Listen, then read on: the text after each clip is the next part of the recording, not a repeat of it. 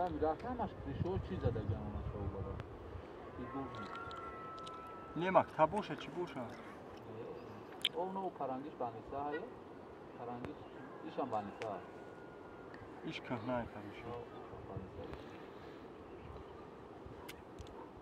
یکی انه خونه گنده یک اکسور دوشه دیدی شاید خونه او نو او چوم چیه اینه ها اینه اینش قرار نگاه کنی سنشین خونه او بسته از زمین ناو دکتر حاولیم سعیدن بیلم با اونا روشون دکتر اینه را بید تجا دکتر با کلیشه شمانسار کاریار میسا او نصفی اولا یه خونه سعید قدم بود اون کارات همه همه از دفشه کن ها اون جایون همین اگه سوز دوشاست مرده گوش سعید گرسته من اونجا ای خونه سعید ها سفید ای کن اونا جمعش نو و گناه آیا او تو کانال او بی جورا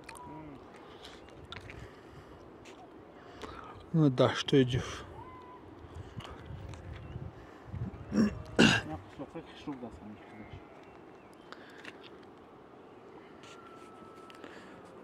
اونا چرگل سنگ ای جوجه رو نمیبینی که اون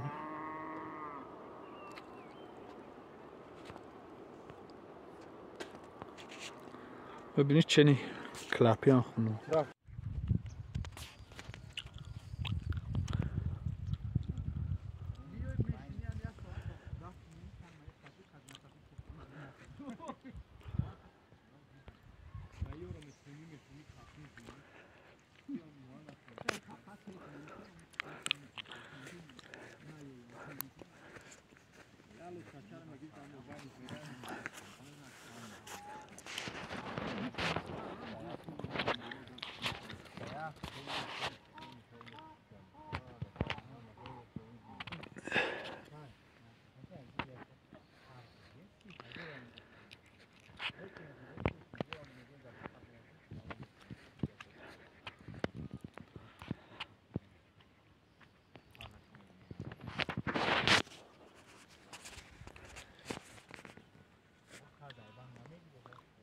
حوض دیدی حوض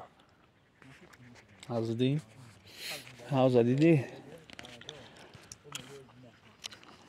فقط یک رست تلپه در بلوی حوض